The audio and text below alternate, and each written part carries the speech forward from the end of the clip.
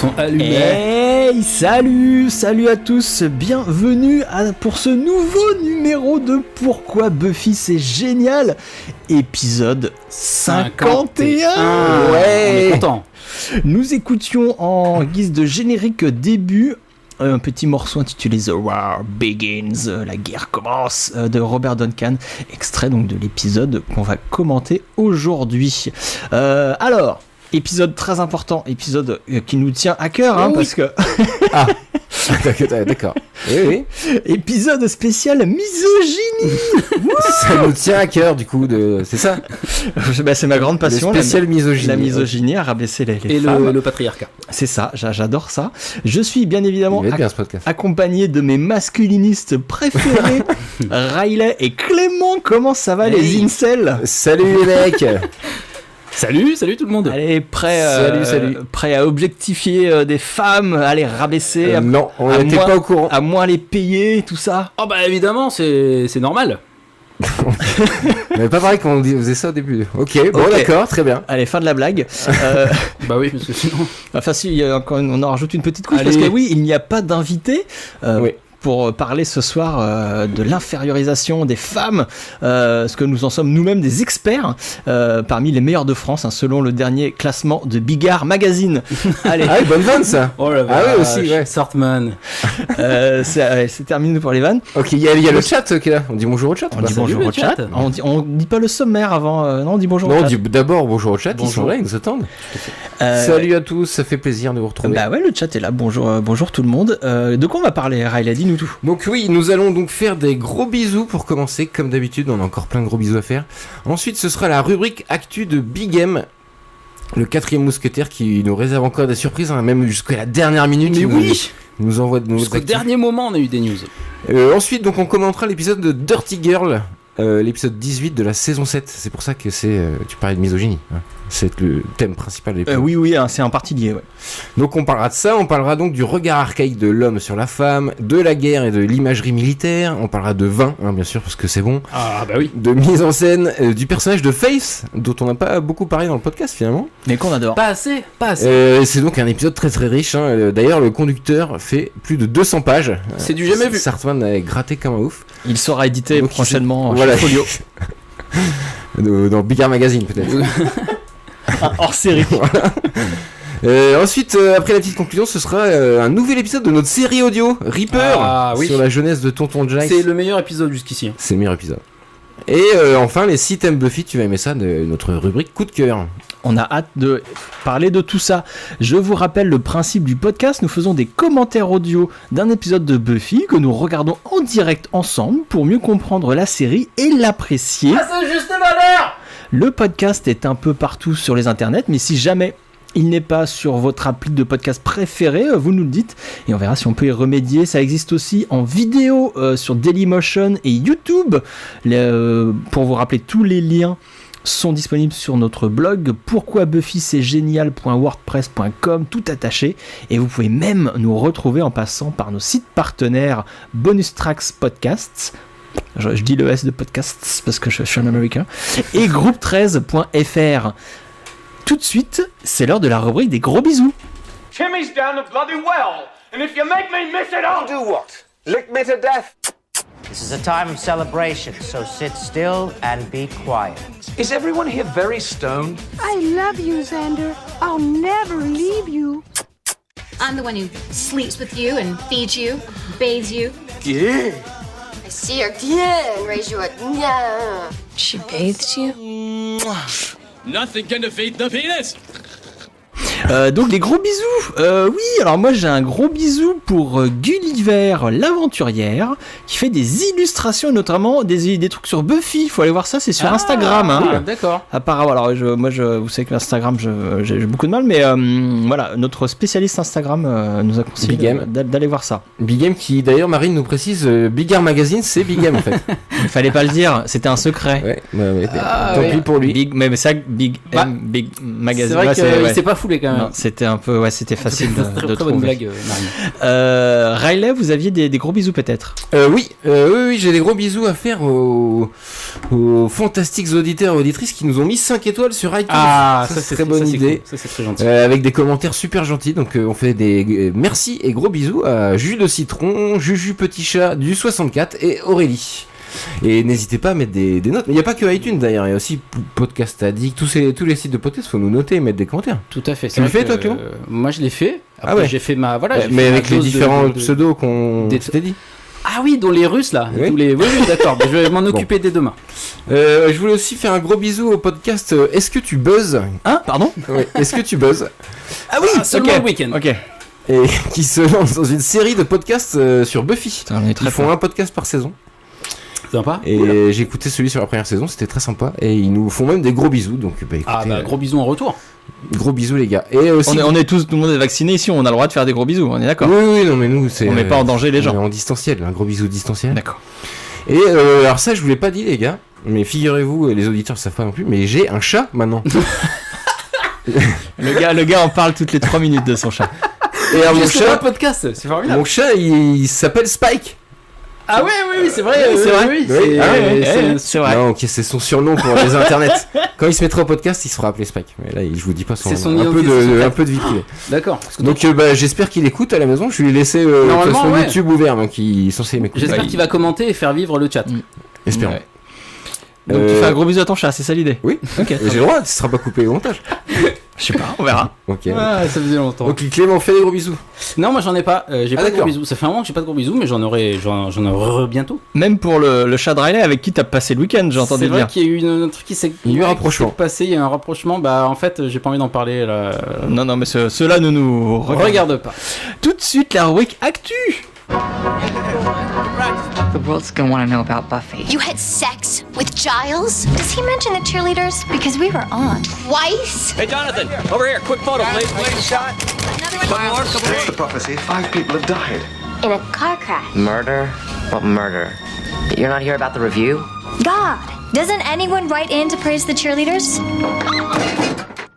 Alors oui, une rubrique Actu, comme tu le soulignais mon petit Riley, concoctée comme chaque numéro par le grand Big Game, le reporter sans frontières des internets, qui a rassemblé donc toute l'actu du Buffyverse et de ses interprètes depuis la dernière édition, depuis le dernier podcast, et donc même une nouvelle très très fraîche qui nous est venue hier, je crois, des Amériques. Une malheureuse nouvelle. Oui, hélas, Comme d'hab. voilà. Bah, on en parle après. Un truc qui devient un peu récurrent. C'est parti pour la rubrique de l'actu. Hey bonjour, ceci est la rubrique Actu présentée par moi, Big M. Comme souvent, je vais commencer par vous récapituler l'actu concernant les comédiens de la série. Après Julie Benz et James Marsters, Michael Rosenbaum continue à recevoir certains de nos chouchous dans son podcast Inside of You avec Seth Green et Charisma Carpenter. Et nous pourrons d'ailleurs bientôt apercevoir Carpenter dans un film intitulé The Godfather. Julie Benz, quant à elle, est à l'affiche d'une production Netflix depuis le 13 juin. Il s'agit du film Secrets of a Gold Digger. Toujours sur Netflix, la première partie, composée de 5 épisodes de la nouvelle série d'animation de Kevin Smith, Les Maîtres de l'Univers Révélation, est maintenant disponible sur la dite plateforme depuis ce mois de juillet. Et c'est Sarah Michelle Gellar qui prête sa voix au personnage principal. Et bien entendu, je vais vous parler d'Alison Hannigan, qui anime maintenant une émission diffusée de manière hebdomadaire. Ça s'appelle Adorableness, et on y présente diverses vidéos qui ont un point commun, elles sont pleines de mignonneries. Nicholas Brendon s'est encore fait arrêter par la police. Les faits qui se sont produits dans l'Indiana semblent très confus, puisqu'on parle d'usurpation d'identité, de conduite très instable en voiture, de dialogue insensé, de trafic de stupéfiants, mais c'est finalement bien pour obtention frauduleuse d'ordonnances afin d'acquérir certains médicaments que la police l'a arrêté. Nous allons avoir du nouveau du côté des œuvres littéraires. À partir de janvier 2022, Disney Hyperion publiera une trilogie de romans servant de suite soi-disant officielle à la série sous le titre de In Every Generation et serait centrée sur un nouveau personnage, mi-tueuse, mi-sorcière, et qui se trouverait être la fille de Willow. Ceci n'est pas à confondre avec le livre Into Every Generation par Evan Ross Katz et qui doit être publié en mars 2022. Ce sera un mélange de mémoire de l'auteur et de références culturelles et historiques autour du monde de Buffy. Je conclus comme d'habitude avec une news convention. Big Bad Convention vient tout récemment de révéler qu'ils mettront en place un tout nouvel extra sous forme de jeu. On n'en sait pas grand chose pour le moment, mis à part le fait que des équipes seront constituées afin de s'affronter dans un jeu de rôle et d'énigmes, et chaque équipe sera accompagnée d'un guest de l'événement. Pour rappel, les dates prévues pour la Back to Sunnydale à Paris sont actuellement les 5 et 6 mars 2022. Et voilà, merci et à très bientôt. Eh ben merci beaucoup Big Beaucoup M de choses encore, pour hein. cette actu richissime. Donc Merci, oui, Big M. Pas d'infos sur David Boreanaz. bah non, il Qu'est-ce qu'il devient depuis la dernière fois? il est plus trop sur les internets, je trouve. Sur Twitter, il tweet beaucoup moins Il que. s'est coupé un petit peu, oui, des réseaux Il sociaux s'est coupé, bizarrement. comme tu dis. Bizarre, ouais. Oui, alors bah oui, Nick Brandon, bah oui, ça nous fait un peu sourire, mais c'est pas rigolo. Le gars va pas bien. On s'en était rendu compte quand on En vrai, l'avait quand on l'a vu croisé, en vrai. voilà, à la dernière convention, ceux qui étaient là avaient pu voir qu'il était vraiment pas au top, ce garçon, et il continue à faire n'importe quoi. Et non, et sinon, et oui, et là, moi j'ai trouvé que l'info sur les livres qui vont être édités, qui Tout à vont apparemment parler de la suite de Buffy avec Ouais. la fille de Willow, ça va être fou Parce cette que c'est histoire. vraiment canon du coup. Ça on ne sait pas, mais moi ça en tant que priori, fan oui, non. ça m'intrigue, ça va Ah ouais, être. clairement. On ne sait pas si ça va être bien, hein, voilà, mais en tant que fan, je suis assez content. Et de le cette jeu de nouvelle. rôle, l'histoire du jeu de rôle aussi était très intéressant. Tout à fait.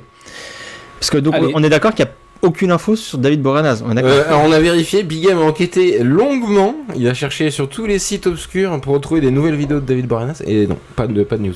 Moi j'ai fait ce que j'ai pu, mais j'ai rien pu vous amener à ce moment-là. Ah, c'est toi qui À ce niveau-là. allez, non. L'horreur. Alors à contre-cœur, nous passons à l'épisode du jour. I'm Cowboy Guy. I am the Dark Lord of Nightmares. Ooh, gang, did you hear that? A bonus day of Class Plus Cordelia, mixing a little rectal surgery, and it's my best day ever. Stop touching my magic phone. What do we do if it doesn't work? Kill us both, Spock. I swear, one of these times you're gonna wake up in a coma. Wake up in a... Oh, never mind. Oui, donc oui, pardon, on rigole bêtement pendant les jingles en racontant des bêtises. Alors, l'épisode du jour, Dirty Girls, l'armée des ombres en VF, épisode 18 de la saison 7. Il a été diffusé pour la première fois le 15 avril 2003, épisode écrit par Drew Goddard et réalisé par Michael Gershman.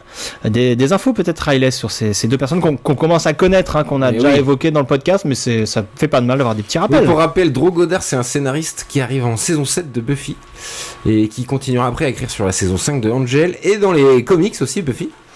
Et il a notamment écrit en saison 7 Conversation with Dead People qu'on a déjà commenté. C'était le numéro combien du podcast, Clément, tu te rappelles? C'était le 26. Pas du tout, c'était le 14. T'es pas loin. J'étais Et pas loin. il a travaillé sur plein de films après, il a une belle carrière et notamment il a aussi travaillé sur Lost, hein, évidemment, précisons-le. Et il a écrit The Cabin in the Wood avec Joss Whedon aussi. Un bon film. Ah oui, bah évidemment. Très bon film. Donc un très bon scénariste. Et Michael Gershman, c'est un ancien de Buffy, lui il a réalisé notamment Passion, Older and Far Away, Him, qui sont des épisodes qu'on a déjà commentés. C'est un réalisateur expérimenté et on va le voir une fois de plus. Il est très bon. Est-ce que vous avez fait un petit pitch, Riley, en plus de tout ça? J'ai préparé le gars, il a fait un pitch. J'ai failli Oh là là, incroyable. Oui. Alors, mes bien chers frères, mes bien chères sœurs, nous sommes réunis ici pour commenter un épisode de Buffy contre les vampires, cette série du démon. Mon bien-aimé Sartman a été le premier à pénétrer et à comprendre la signification des portes dans l'esprit tordu de Joss Whedon. Mon très cher frère Clément a été le premier à pénétrer. Tout court. Oh, auditeurs et auditrices, venez écouter cette histoire simple que nous allons vous conter. Celle d'un faux prophète habillé en prêtre qui est apparu pour supprimer tout le potentiel qui se trouve en chacun d'entre nous. Un être infect, misogyne et terrifiant. C'est moche, hein, n'est-ce pas? Seigneur Joss ne nous avait pas habitués à ça. Ah, quoique. C'est cette parole qui faisait dire à Saint William de Carlin que toute jubilation du magnificat annonciateur de l'ostentation est un inédictulant de miséricorde, ce que l'allégresse du Saint-Sépulcre est tout justement de béatitude.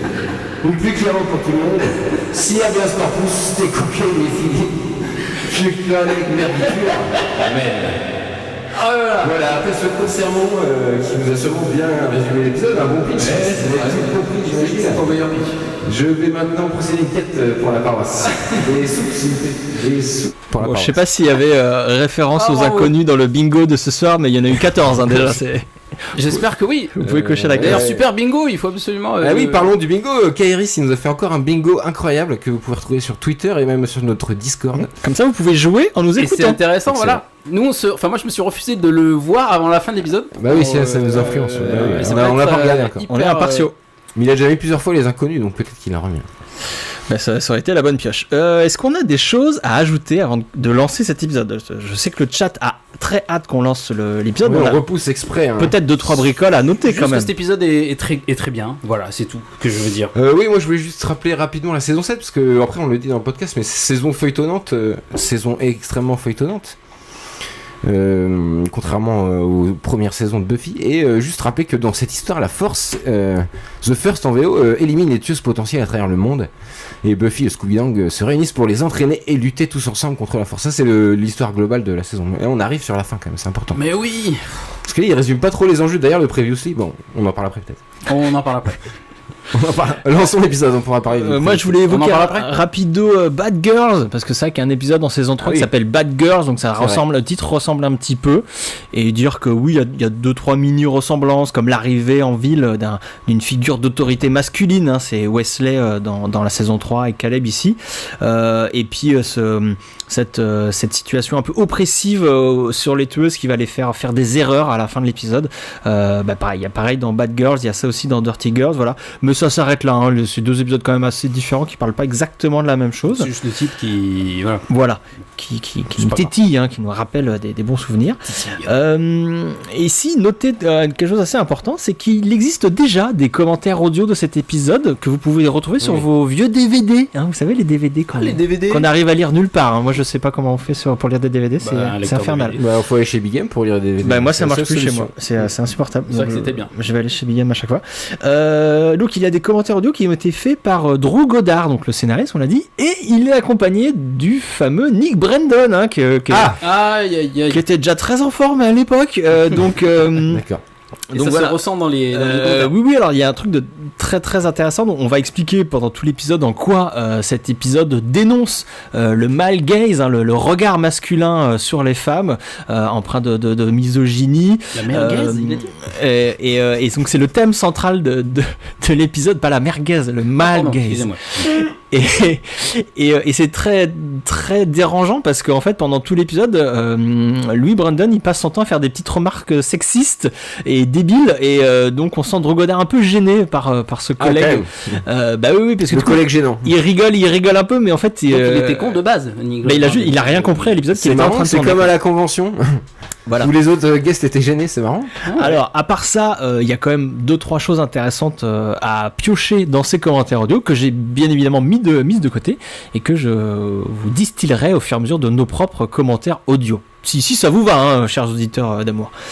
C'est formidable. Donc, est-ce que tout le monde est prêt ? Chez vous, oui. Munissez-vous de votre télécommande, donc si vous regardez un vieux DVD, de votre souris, de tout ce que vous, de votre tablette, peut-être vous regardez sur des tablettes. C'est parfait. Ceux qui arrivent maintenant sur le live, vous tombez pile poil. On va lancer l'épisode et on va le commenter en direct, et on compte sur vous le chat pour le commenter avec nous. Attention, 3, 2, 1. C'est bon, Top à la vachette, c'est parti. On commence par un Previously. Et Face, pas mal de Face dans ce Previously, personnage qu'on a très peu évoqué dans le podcast et enfin on la voit, la tueuse rebelle. Et on l'adore.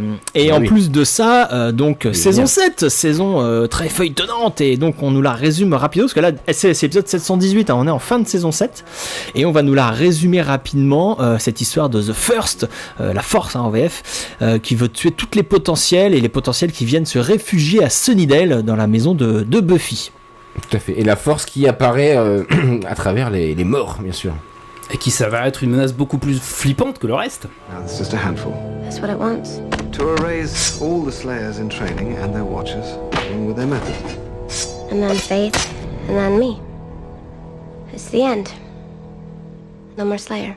Spike has his soul now. That's what's gonna stop him from... On apprend aussi qu'il y a eu un léger problème dans le dernier épisode autour de Spike.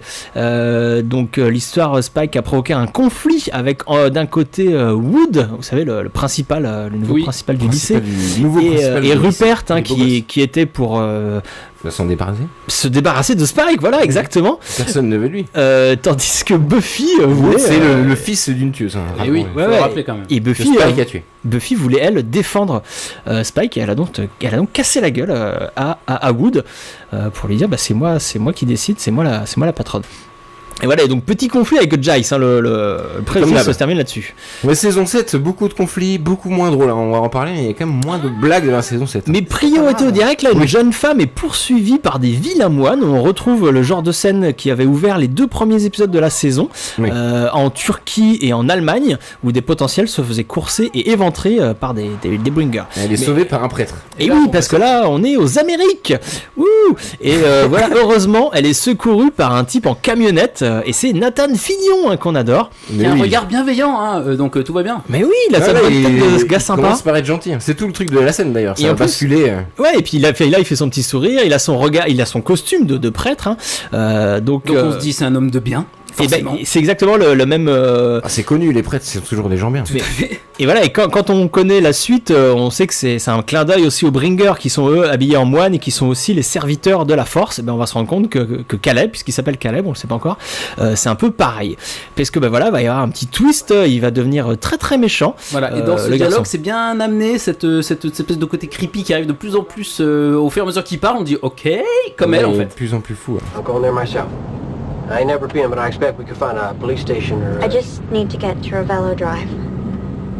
C'est très bien vu. Ouais, et puis c'est une figure d'autorité et qui va commencer à devenir inquiétant quand il dit I don't believe young girls should be in the woods at night. Il dit que si elle était en danger, c'était pas la faute des psychopathes qui la poursuivaient, c'était de sa faute à elle. Voilà, elle n'a rien à faire. Donc c'est le tout début, c'est la première évocation du thème qui va être de war. Ouais, qui va être central. Et voilà, et après quand il la traite de pute, c'est encore pire. Et là c'est parti, là on a compris à qui on a affaire. Et là le montage, on était sur un plan large devant, on les voyait deux et là on commence à se rapprocher du visage de Caleb. La façon dont c'est filmé, c'est super. Voilà, c'est ça, c'est le thème central de cet épisode, la misogynie masculine, le regard des hommes sur les femmes qui poussent et les hommes qui jugent les femmes, qui veulent les dominer. Donc la notion de male gaze, comme je vous expliquais. Ça fait 3 secondes qu'il connaît la nana, et il se permet de la mettre la mal à l'aise et en lui disant qu'elle et de la juger, et de la juger. Voilà, il se permet de la buter, tenter de la buter après. Et voilà, après. Il faut les faire disparaître parce qu'elles sont dirty. Et ça c'est intéressant qu'il s'appelle Caleb, ce monsieur, parce qu'on va l'apprendre plus tard, il s'appelle Caleb. Il a un costume religieux de ministère, de pasteur. Et les dogmes religieux, on sait qu'ils sont souvent à la source de cette domination des femmes par les hommes. Et Caleb, c'est intéressant comme nom. Les noms dans Buffy sont jamais choisis au hasard. Caleb, c'est un fidèle serviteur de Moïse dans la Bible. Un gars qui croira tout le temps du début à la fin Moïse, qui ira alors que d'autres au début le croient pas trop. Et donc c'est un vrai believer, un vrai croyant, quoi. C'est ça qui est important, comme va être Caleb avec The First. Et dans une seconde partie de sa vie, quand il est devenu roi et tout, il prend l'habitude de filer en mariage ses filles à des mecs qui lui ont rendu service. Donc c'est le personnage, le prénom idéal pour un gros bâtard. Alors on le verra plus tard, il est pire que ça, c'est un meurtrier, tueur en série de jeunes femmes, donc le bras armé parfait de la force. Pour The First, la force. Il est en mission. Il y a aussi un côté, c'est du classique aussi dans Buffy, revisiter une scène d'horreur un peu c'est vrai. Du classique, c'est-à-dire que la victime est sauvée par quelqu'un qui est encore pire que les poursuivants d'avant. Voilà. Il y a ça dans Massacre à tronçonneuse. Non, elle se fait poignarder là en direct. Devil's Reject. Et il lui a sorti tout un pataquès de saloperies religieuses. Ta tête est remplie de saleté. Je te purifie. Voilà, finalement. Cette obsession que les femmes naissent impures, vous savez bien, le péché originel, la pomme, tout ça. Tout ce délire-là, il nous a balancé tout. Et il a balancé la meuf en même temps. On a compris que c'est sur le chat là des pires méchants, le pire méchant de la série. Mais oui, on va en parler, vous inquiétez pas. Et il la marque au fer rouge, hein, juste avant de la jeter. Ouais, avec l'allume-cigare. Un truc qui est pas très cool quand on fait ça aux animaux. Alors aux êtres humains, c'est encore. Priorité au direct, il y a Face qui revient back in Sunnydale. Ouais, elle est bien badass. Elle est un peu dégoûtée de revenir là. Oui, et elle se rend compte tout de suite que ah oui d'accord, okay. C'est pas normal. En fait, c'est la suite directe. Sunnydale. Il y a Willow aussi, c'est la suite directe de l'épisode de Angel en fait. Orpheus, épisode 15 de la saison 4 de Angel. Et juste pour finir, cette histoire de fer, c'est aussi cette notion que la femme est propriété de l'homme. Je te marque, tu es ma propriété, tu m'appartiens. Il y a ça. Comme un bétail. Oui, comme le bétail et comme les esclaves aussi. Comme les esclaves qu'on marquait. Voilà, les gens qui marquent d'autres gens au fer, généralement, c'est très cool. Très peu recommandable. Il faut pas faire ça. Donc cette première scène donc, était incroyable, on n'a pas eu le temps de tout dire ce qu'il y avait tellement elle était riche. Et ben figurez-vous qu'elle a été écrite par Joss Whedon. Ah bah oui, donc spécialiste. Non, c'est un bon scénariste. En domination masculine. Là c'est Drew Goddard qui dit ça. C'est Drew Goddard qui dit j'ai pas écrit cette scène. C'est Drew Goddard qui dit que Joss Whedon a écrit cette scène. Et il rajoute mi-blaguant, on sait pas si c'est vrai ou pas, que Joss Whedon aurait réécrit 80% de l'épisode. Comme il le fait assez. Mais il fait ça tout le temps. Après c'est le showrunner. Juste 80% surprenant, d'habitude c'est plus 90%. Priorité au direct, là on est la nuit chez Xander. Et donc qui dit épisode de Buffy sur la misogynie dit forcément place importante donnée à celui qui malgré tous ses efforts ne peut s'empêcher souvent d'avoir un regard biaisé sur ses partenaires féminines.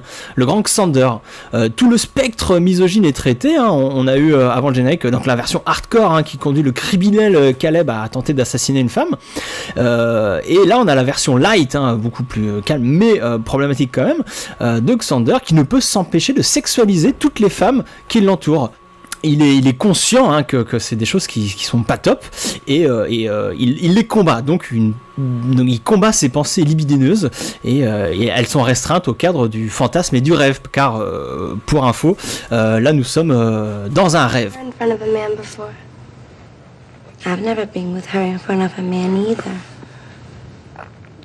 Et oui, et ces tueuses potentielles disent à Alexander qu'elles sont très effrayées, hein, et puis elles sont tellement jeunes. Bon, c'est le cliché complet du délire masculiniste, hein, et jeune homme qui veut une jeune femme vierge et pure et soumise à son autorité pour être protégée et instruite. Voilà, c'est ce qui peut apparaître en fait comme un petit fantasme mignon. Derrière tout ça se cachent plein de petits détails. Notamment la bataille de Polochon, c'est pas un détail. Voilà, c'est plein de petites saloperies un peu dérangeantes hein, qui est important d'identifier pour les déconstruire. D'ailleurs, voilà, Xander, il en est pas très très fier de ce rêve d'avoir imaginé toutes ces jeunes femmes il est surtout troublé. Oui. Il est troublé. Je sais pas s'il est pas fier ou pas, mais il se dit encore une fois, là, manifestement. Encore une fois, le montage génial parce qu'il y avait le ralenti, la musique et tout. D'un coup, ça se stoppe. On croit que réveil, tout à fait, une situation totalement différente avec le même cadre. C'est vrai, oui. Même plan. Mais voilà, dans cet épisode, on va avoir une succession de regards masculins sur les femmes. Donc, on avait le regard très très meurtrier hein, de Caleb, le regard un peu sexualisant de Xander. Il va y en avoir d'autres tout au long de l'épisode. Mais là, nous sommes où d'ailleurs ? Nous sommes à l'hôpital. L'hôpital où donc Willow et Faith ont amené la potentielle Shannon. Et Faith résume un peu la situation. Quelque chose tue toutes les filles tout autour du monde et essaye d'éliminer la ligne des tueuses. Voilà, c'est une histoire on essaye dans cette scène là de résumer, de raccrocher les wagons parce que Faith, nous on l'a pas vu, spectateur de Buffy, si tu regardes pas Angel, tu n'as pas vu, tu sais pas d'où elle vient. Faith raconte qu'en prison elle s'est fait attaquer en plus. Dans l'épisode Salvage on voit ça dans l'épisode d'Angel, on voit cette attaque dans la prison, attaque qui ne marche pas parce que Faith est trop forte évidemment. Elle est à co-détenue, mais la co-détenue en question est armée d'un poignard identique à celui des Bringers. Donc si on est un spectateur attentif des deux séries, on peut voir le lien entre les deux événements. C'est cohérent, l'univers se tient, ça c'est important. Et ça parle un peu, on refait un peu tout le background de Faith, quoi. Oui, t'es pas forcément la bienvenue, parce que rappelle-toi, dans les derniers épisodes, t'as voulu tuer Buffy ou lui prendre ton identité. T'as couché avec Riley, il y a du dossier, quoi. Donc voilà, on nous parle de tout ça. dans le corps de Buffy. Donc. Et là, le cimetière, enfin, il a fallu attendre 10 minutes. 10 minutes d'épisode pour Ça, c'est enfin très bien. arriver au cimetière. la nuit. Une jeune femme blonde courir dans un cimetière. Et voilà. Le sauf Buffy que, qu'on connaît. Voilà, on pense que c'est du classique, sauf que rien n'est jamais classique dans Buffy. Avec le nom de Drogodar justement sur cette pauvre jeune femme qui va. Ouais, c'est fait exprès, tu penses? Non, je pense que tu vas trop loin là. mais- Évidemment. Autre détail important, Spike se fait balancer sur la tombe de Nado. Hein, c'est évidemment un hommage à l'actrice Claire Nado de la quadrilogie des Tuches. Hein, parce que Drogodar est un grand fan des Tuches. Hein, des frites. Oh la vache. C'est vrai, mais c'est sûr, c'est ça. Claire Nadeau, C'est évidemment ça. Claude Sauté et Buffy. Et voilà. Et donc le méchant vampire, c'est en fait Spike, donc pas si méchant que Voilà. ça. Et la jeune femme blonde est en fait un vampire. Ça on va le voir juste après. Du grand classique finalement dans Buffy, quoi. Voilà, et encore plus dans cet épisode où on est là pour montrer des personnages un peu victimes de leur image. Oui. Donc toutes ces femmes qui sont victimes de ce male gaze. Et là on a ces deux personnages très intéressants, Spike et Face, qui eux sont un peu les rejetés. Les méchants, C'est les méchants mal aimés. repentis. le bad boy et la bad girl de la série. Les meilleurs. Et qui n'ont plus de vilains que le passé. En fait, ils sont plus vraiment vilains, mais cette image leur colle à la peau. C'est tragique. Face lui dit ah bon, je suis plus la mauvaise tueuse. C'est toi. Spike. Je n'ai rien à voir avec Angel, dit Spike. Ça, c'est très drôle. Dès que le nom d'Angel est évoqué à côté de Spike, il y a toujours des très très bonnes vannes. Il y aura plus tard. C'est très méta, ce qui est tout le temps comparé quand même à Angel. Enfin, peut-être plus en saison 7, remarque. Mais... surtout oui qu'il a une âme aussi. Il a maintenant, tout pareil, quoi. Ouais, c'est un sale copieur. Puis Face et Spike, moi j'ai toujours voulu voir ça. Je le vois. Il faut lire les comics, mon petit Clément. Et il va falloir. Et là justement donc Face est obligé de se battre contre la jeune femme qui est en fait une vampire.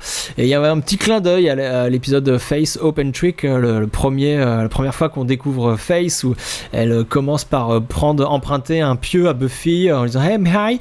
Et là c'est Can I borrow that? Enfin c'est pareil, c'est le même genre d'expression pour lui emprunter son pieu. Et je voulais dire, pour appuyer la qualité du montage, que de voir Buffy que maintenant, j'ai trouvé ça cool, parce que d'habitude on la voit tout de suite, et là ça l'iconise encore plus de la découvrir comme une espèce de légende qui arrive un peu tard, quoi. C'est vrai. Non, on est plus sur Caleb et Face finalement dans cet épisode que sur Buffy. Oui, bien sûr, mais là du coup tu l'avais presque oublié, Buffy, et c'est bien qu'elle arrive maintenant. Et elle arrive en filant une tarte à Face. Ouais, et on repousse son arrivée le plus tard possible, comme c'est chouette. Ouais. Bon, là il y avait une perche au début de cette scène, hein, dans l'arrivée dans la maison. On l'a pas vu. Ça se voyait un petit peu. Personne ne l'a vu, Starkman. C'est un petit peu. C'est beaucoup, ça se voit. L'ambiance est moyenne dans la maison de Buffy. Ça fait la gueule. Ils sont pas trop fans de Face, Jace. Mais ça fait tout le temps la gueule dans cette maison. Non, c'est pas possible. On peut parler vite fait. Saison 7, ça fait beaucoup. Bah oui, c'est ça, c'est ce que je veux dire. Personne ne fait confiance à Face encore. Et Spike explique que c'est un peu sa faute, mais dans le retour de Face dans la série Angel, c'était pareil. Hein, elle a reçu un accueil très très très glacial. Wesley lui a carrément fait subir un interrogatoire. Cordelia lui a balancé plein de saloperies. Ouais. Alors, c'était une Cordelia un peu bizarroïde dans cette saison-là. Mais voilà, elle est pas la bienvenue où elle arrive. Mais pendant ce temps, alors, priorité direct, Caleb boit le sang du Christ. Et oui. Passe-moi ton verre, Clément. Caleb, il est à fond dans le délire mystique, hein, il se prend clairement pour un messie envoyé du dieu The First, et il communie en buvant du pinard. Mais ça c'est une figure de style parce qu'ils vont préciser les choses. En fait, The First demande clairement à Caleb, est-ce que tu crois que je suis Dieu? Et il répond qu'il est au-delà de tout ça. En gros, il s'en fout du moment que The First lui donne le pouvoir de mettre en œuvre sa croisade contre les meufs impures. Et ben il s'en fout pas mal d'où vient ce pouvoir. Il parlait même de Little Satan. Satan is a little man, il disait dans la voiture tout à l'heure. Donc Satan mais Dieu, pour lui ça... Oui, il pense qu'à lui. Enfin, exactement. C'est un homme blanc hétérosexuel qui ne pense qu'à lui. Enfin, c'est la figure classique, la base. Et on joue sur les deux significations du mot ministère en anglais, parce que ministère c'est le pasteur, mais c'est aussi le ministre. Et c'est ça que va être Caleb. C'est un peu le Jean Castex de la force. Luche, Jean Castex, c'est des grosses références. Celui qui doit mettre en œuvre la politique du grand leader. Mais le grand leader, comme ça va être rappelé là avec des petits effets spéciaux, le grand leader ne peut pas agir. Hein, c'est qu'une image que Caleb transperce. Et donc elle a besoin d'un bras armé qui va être donc Caleb. Et ce qui est génial, c'est que la force apparaît sous les traits de Buffy aussi, qui est morte, rappelons-le, donc qui peut. Oui, voilà, pour expliquer un petit peu, voilà, parce que. Et du coup, c'est génial que ce soit. C'est la meilleure idée de la saison. Buffy en méchante, c'est trop bien. C'est complètement inattendu, ouais, ça c'est vrai. Bah, de toute façon, tout l'arc Caleb, finalement, toute cette fin de saison, c'est. Là, c'est le premier épisode qui lance la fin de la série, en fait. Qui lance la bataille finale. Ce plan est super intéressant de profil où il essaye de toucher donc Buffy, enfin The First, tous les traits de Buffy, mais il n'y arrive pas. C'est la seule femme qu'il ne peut pas posséder, qu'il ne peut pas tuer. Donc c'est ça qui donne l'autorité de The First sur Caleb. Mais le fait qu'il y ait ce plan le montre, c'est ça. C'est juste par les images, c'est chouette. Donc petit clin d'œil, Caleb, Nathan Fillion, l'interprète de Caleb, c'est évidemment l'interprète de Malcolm Reynolds dans la série Firefly.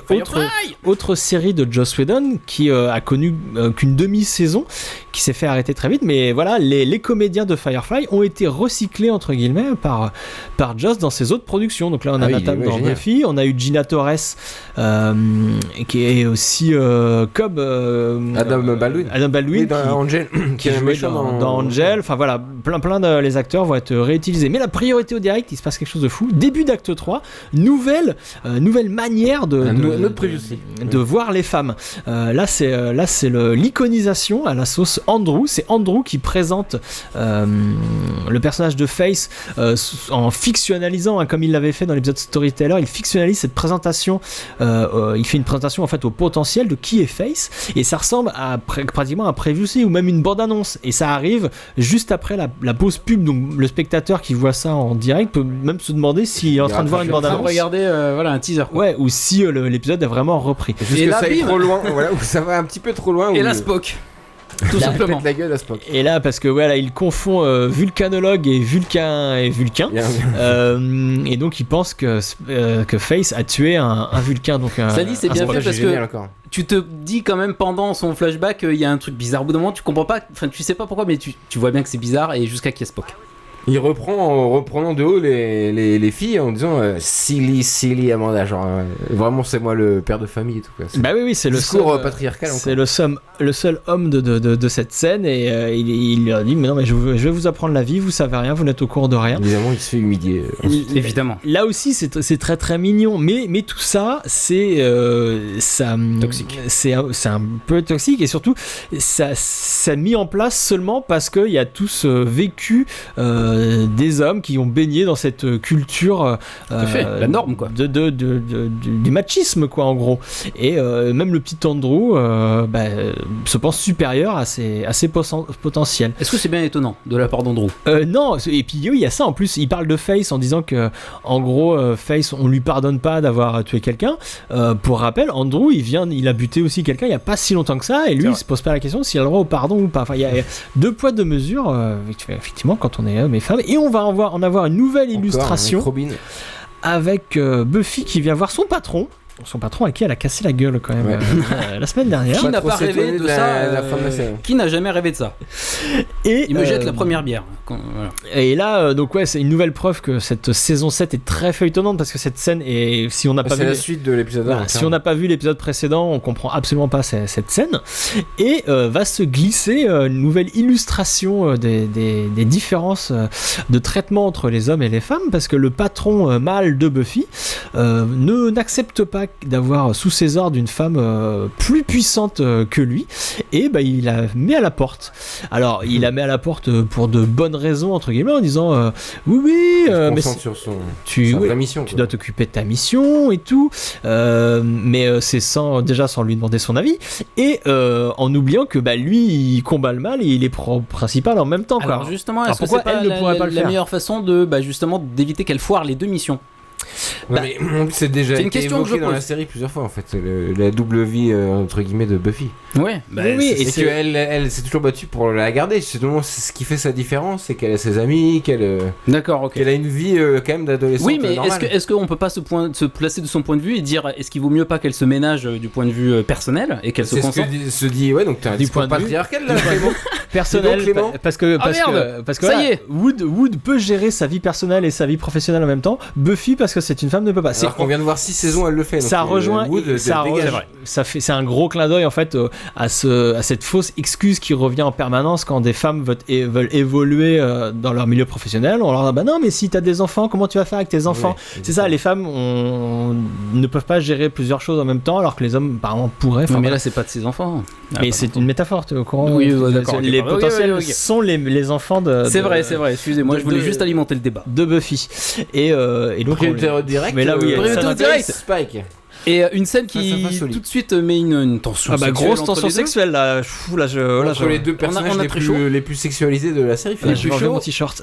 Donc oui, Spike, donc à poil là, sous son petit drap, est rejoint par Face. Alors Face va lui rappeler qu'ils se connaissent déjà, hein, mais lui, il s'en rappelle pas forcément parce que la première fois et seule fois qu'ils se sont vus jusqu'à présent, c'était quand Face était dans la peau de Buffy en saison En plus. 4. Et là, on peut peut-être juste noter, juste les chaînes qui retiennent derrière Spike, qui sont posées là comme une espèce de petit piment. BDSM, elle lui dit de toute façon. Elle lui parle de. Cette scène est chargée de. Tu voulais l'avoir en écolière et la fouetter, donc oui, c'est vrai. Ils en rajoutent.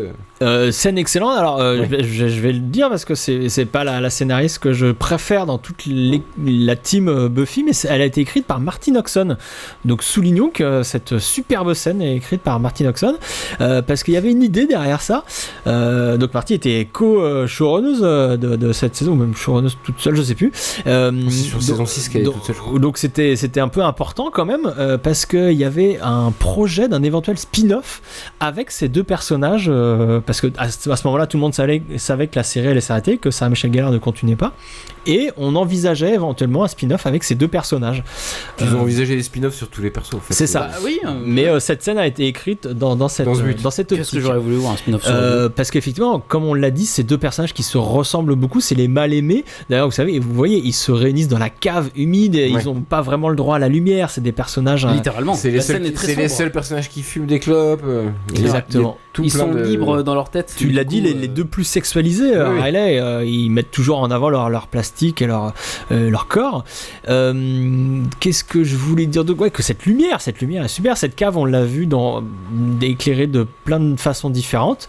Là, elle est vraiment très très sombre. Aussi. Enfin, pardon, on fait on redite, mais voilà, l'histoire de fumer après l'amour, ça fait. C'est vrai. Rajoute une petite. De toute façon, là, on a l'impression que Spike il vient de faire l'amour justement. Il est à poil sous ses draps. Et attends, tu vas voir après, parce que le cadrage nous indique. Et il y a un rapprochement, et il y a toute une mécanique de charnel, enfin de montée en tension amoureuse, parce que bah voilà, au départ elle est habillée, elle commence à se dessaper, Face, elle se rapproche. Et là, regardez dans ce plan, pardon, je te coupe, mais on dirait qu'ils viennent de baiser là, littéralement. Parce que là, on voit pas si elle est habillée ou pas. Il la cache complètement, et là, ils viennent de baiser, quoi. Ça, et elle lui a pris sa cigarette. Enfin voilà, ils ont toujours été comme s'ils se connaissaient depuis toujours, ces deux personnages. Alors que pas du tout. Et il y a aussi ce truc, on est dans un épisode donc avec des thématiques très religieuses, la bien-pensance, tout ça, et dans tout ce délire, puritain religieux, le sexe c'est mal, hein. Ah bah donc oui. Forcément les méchants, c'est le côté obscur. Les bad entre guillemets, ils aiment le sexe et ils ne s'en cachent pas. Ils sont pas. Vous avez été très très méchant à cette table, j'ai l'impression. Mais punis-moi. Si peu. Et là il se passe un truc pour génial. Une scène de comédie romantique. Et bim, regarde. Avec le quiproquo. Et Buffy. Qu'est-ce que vous faites là? Buffy qui débarque là-dessus, c'est un peu le ciel mon mari, hein, d'une comédie de boulevard. Le mari qu'on pensait au travail rentre plus tôt que prévu et surprend sa femme au lit avec un autre. Et voilà, et sauf que comme on est dans Buffy, les genres sont inversés, mais c'est complètement les codes de l'adultère qui sont joués ici. Bah oui, la gêne. Ça fonctionne super bien, quoi. On a vraiment l'impression que ils sont gênés. Que tout le monde est gêné et que Buffy arrive au mauvais moment alors qu'il s'est rien passé, on le sait. Enfin, ouais, mais c'est très drôle. La Shannon, la potentielle qui avait été très très malmenée par Au Caleb, début. se réveille. On la retrouve. Donc Donc elle est pas morte on déjà. sait pas comment elle a fait pour survivre Non, à on ne sait pas. ce truc Je horrible pensais quoi. qu'elle était qui morte, est- moi, ouais, pour le ouais, coup, mais bon, voilà. elle a un bol monstrueux. Nuit du chasseur. Et oui, parce que voilà, moi je voulais en profiter, donc elle va révéler des trucs à Buffy, tout ça, mais je voulais en profiter pour parler de La Nuit du Chasseur, un film de 1955, qui l'a fait ce film, je sais même pas si j'ai marqué, enfin bref, un film dans lequel Robert Mitchum joue un tueur en série fringué comme un révérend, et il nous est présenté au début lui aussi au volant de sa voiture. Enfin, c'est exactement pareil que Caleb. Il parle beaucoup à son dieu en pensant qu'il a une mission divine d'extermination à mener sur Terre. Enfin, tout pareil. Il est effrayant, il est dérangeant. Il parle avec un accent de la campagne américaine. Donc tout dans le jeu, dans le traitement de ce personnage de Caleb, on retrouve une énorme influence donc de ce personnage de Harry Powell, interprété par Robert Mitchum dans La Nuit du Chasseur. Et oui, donc là on arrive maintenant dans la maison de Buffy, c'est la fin de l'acte 2. Buffy raconte à ses troupes, donc Buffy c'est la générale en chef, elle leur annonce que l'heure de l'entraînement est terminée, que là on part vraiment au combat. C'est du sérieux. La thématique de la guerre avait été évoquée pendant le dialogue avec Wood, et là c'est clairement le cas. Tout le champ lexical militaire va être utilisé pendant cette fin d'épisode, et Buffy c'est le général qui hésitait à emmener ses troupes. Elle ne savait pas si ses troupes de potentiel étaient prêtes pour le vrai combat, et là elle décide de les emmener au combat. C'est là tout le dilemme. De les emmener attaquer Caleb. Caleb pendant ce temps-là il est dans sa cave, et il y a une scène très étrange où la caméra ondule, c'est un peu une ambiance mystérieuse, on sait pas trop ce qu'on est, et donc c'est encore une nouvelle manière de voir les femmes, donc les femmes comme proie à chasser, parce que c'est Caleb là se livre à un petit jeu un peu macabre autour de la jeune femme vêtue en blanc, totalement soumise à son discours de pasteur. Voilà, lui c'est comme ça qu'il voit les relations homme-femme, et la domination. Voilà, et cette jeune femme il va la conduire vers l'obscurité à côté de lui. Il va y avoir même un plan quasi entièrement sombre, entièrement noir, on va plus rien voir, et c'est à ce moment-là que la jeune femme, on le comprend après, se fait assassiner. Ouais, ce plan, et il est tout noir, on voit, il y a un bout de tonneau. C'est une mise en scène efficace. Se fait assassiner, et en fait tout ça n'était qu'un jeu de rôle. Oui, parce que le couteau n'a pas de sang, tu dis qu'est-ce qui se passe, et en fait oui, non, la voilà. force qui joue avec c'est son fantasme, voilà. Donc c'est un gros taré. The First l'aide à rejouer les meurtres, ses meurtres passés, parce que ça c'est évidemment cette jeune femme a été vraiment tuée par Caleb, et il aime revoir ça, et il aime rejouer à ça. Petit clin d'œil, l'actrice qui jouait la jeune femme, c'est Carrie Southworth, et elle rejouera avec Nathan Fillion dans la série Castle. Son plus gros succès finalement. Nathan Fillion. Oui, une série qui a duré très très longtemps, et où il joue un écrivain en embedded dans la police, où il fait des enquêtes. Voilà, il aide la police parce qu'il est romancier. Pas vu. Et c'est une série policière très très classique, mais un peu marrante. Avec une histoire d'amour. Nathan Fillion est très bon. On aimait Nathan Fillion. 173 épisodes, c'est plus que Buffy. Et on peut y voir le pote Graham, le pote de Riley, il joue un agent du FBI, si vous regardez ça. Buffy là fait une réunion avec son état-major, parce que donc après avoir dit à ses troupes qu'elles allaient partir à la guerre, maintenant il faut faire un plan d'attaque.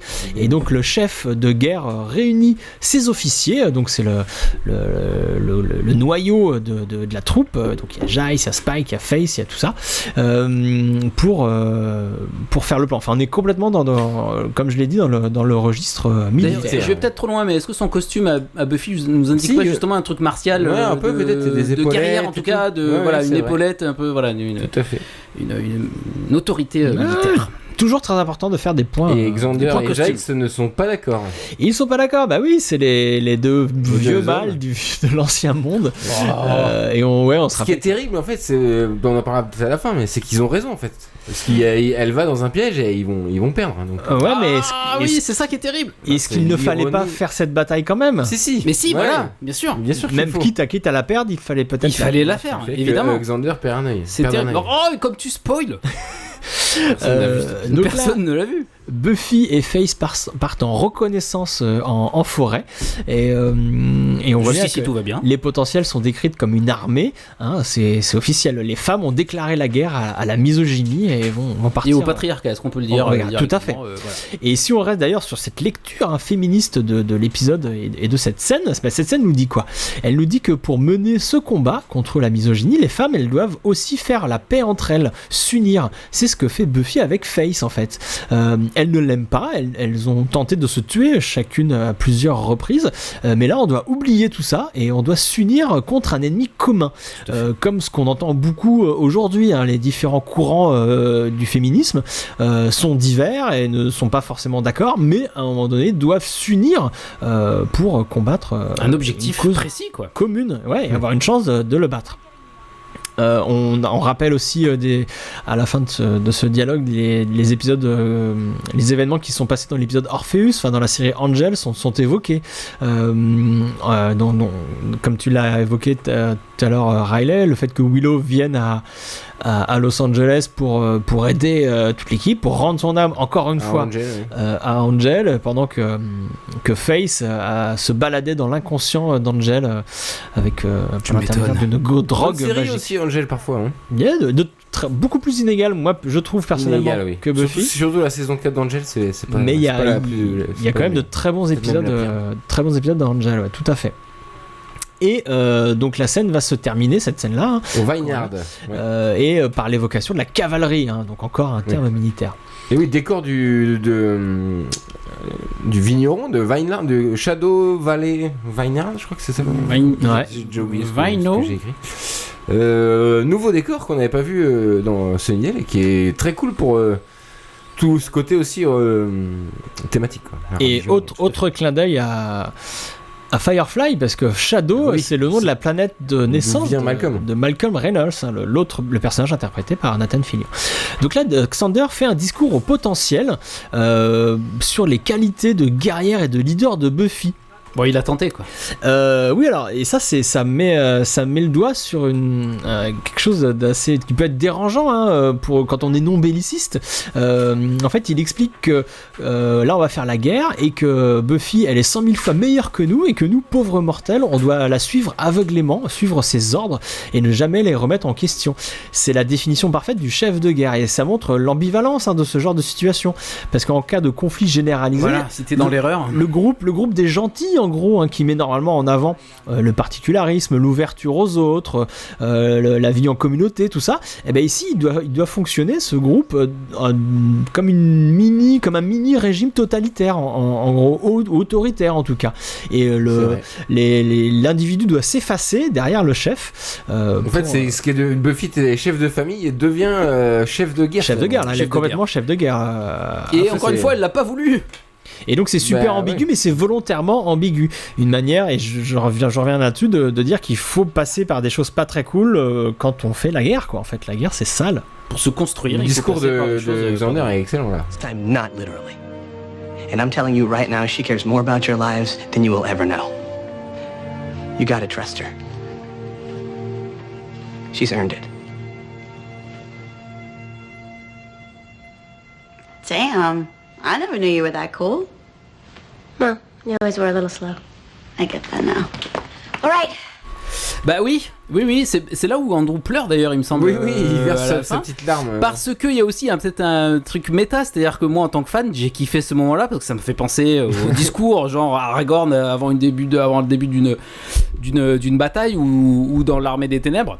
Et du coup, ce discours, je comprends qu'Andrew pleure parce que c'est un moment qu'on kiffe nous en tant que fanboy, quoi. Enfin, fanboy ou fangirl, fan tout court. Spike fait référence au Falcon Crest, hein, c'est un soap opéra des années 80, donc c'est pour en remettre une petite couche sur la passion de Spike pour les soap opéras. On l'a déjà vu quelques fois regarder la télé dans sa crypte. Et c'est aussi pour ça qu'on l'aime. Bah oui, il est comme nous, hein, en fait, Spike. Il est un peu comme nous. Surtout la coiffure, Clément. Du coup. Et là, on va arriver à la baston. Ça va être une très grosse. Là, ça devient pas mal. Très grosse scène de baston. On va voir que dans un premier temps, ça va se passer pas trop mal. L'armée des potentiels va bien s'en sortir, mais ça va être uniquement le début. Là, ça affronte que des moines aveugles, donc ça se passe pas trop mal. Vous allez voir que l'arrivée de Caleb va un peu changer la donne. Après, ils ont pris un risque avec cette mise en scène parce que c'est tout sombre et on voit pas beaucoup. Alors c'est peut-être voulu, du coup, que on sache pas bien qui tape sur qui. Je trouve qu'on comprend, moi, justement. Oui, on comprend, mais je vous dis qu'ils ont pris un risque et c'est assumé pleinement et c'est bien exécuté, mais ça rajoute une vraie ambiance un peu étrange, mystérieuse, c'est glauque. Tout à fait, c'est vrai. Et puis il y a des plans qui accompagnent les corps pour changer de scène de baston et tout, de personnages. C'est vrai, c'est bien fait. D'accord, donc moi il me semblait que c'était limite au niveau de la lisibilité, mais que c'était très potable. Et voilà, il arrive, il fait son serment de taré intégriste qui veut tuer les impurs, et surtout il va donner un coup. Mais c'est surtout un big bad de ouf. Ouais, parce qu'il va donner un coup à Buffy qui va la faire valdinguer et qui nous annonce que ce psychopathe. En plus, il a des pouvoirs. Mais enfin, pour le coup, c'est génial parce que je me souviens de ce que j'avais ressenti la première fois que j'ai vu. Je me suis dit putain, là on a en face quelqu'un qui est pas un monstre. Et qui arrive à frapper Buffy méchamment. Enfin, on sent tout de suite que ça va être compliqué de le battre, quoi. Et bah oui, parce qu'on arrive à la fin de l'acte 3, donc faut qu'on ait très très très peur. Faut que nos héros soient en danger à la fin de l'acte 3. On a tous très très peur. Et là, ça va arriver bientôt.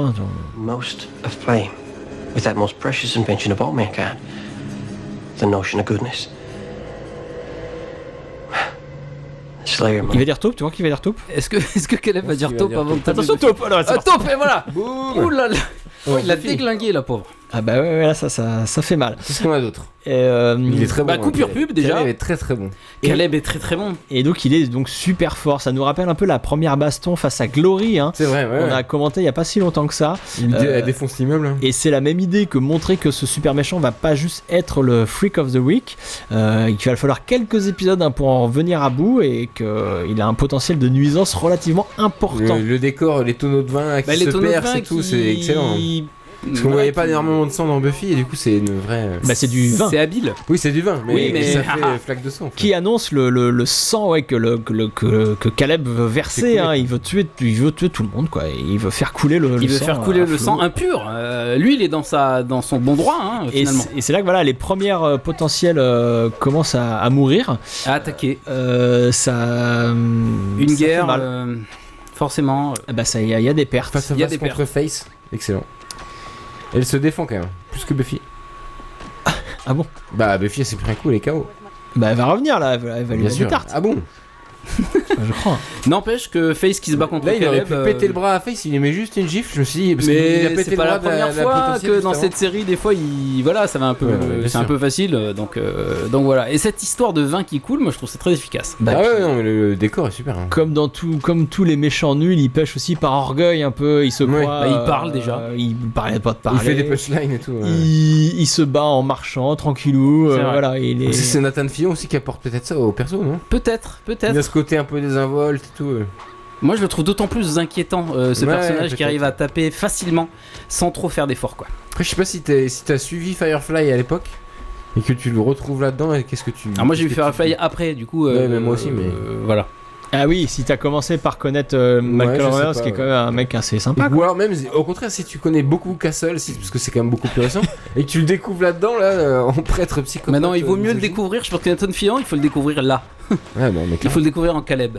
Mais alors, Captain Hammer. Il va donc, si vous avez vu cet épisode, vous savez très bien ce qui va arriver au pauvre Xander. J'espère que vous l'avez vu. Xander qui évoquait ses yeux dans son discours de motivation. Il disait faut toujours viser les yeux, les monstres ont toujours des yeux et tout. Et là, il va lui arriver. Et là, c'est dommage parce que. Hop là. Ah, c'est horrible cette scène. Il a fait crever l'œil. Caleb lui crève un œil en lui disant tu es celui qui voit tout, c'est ça. En plus c'est vrai. Et oui, parce que voilà, c'est ça. Xander c'est celui qui voit les choses, comme il disait à Dawn à la fin de l'épisode Potential, l'épisode l'épisode 12 de la saison 7 où Xander il lui disait aussi je vois plus que les autres parce que les autres me regardent pas. parce que personne me regarde. Ça tient. S'en prendre à Xander, et à ses yeux, c'est déjà s'en prendre à un des rares alliés hommes donc, de la tueuse, mais c'est aussi s'en prendre à un témoin, à celui qui voit les choses et qui les passe et qui les transmet.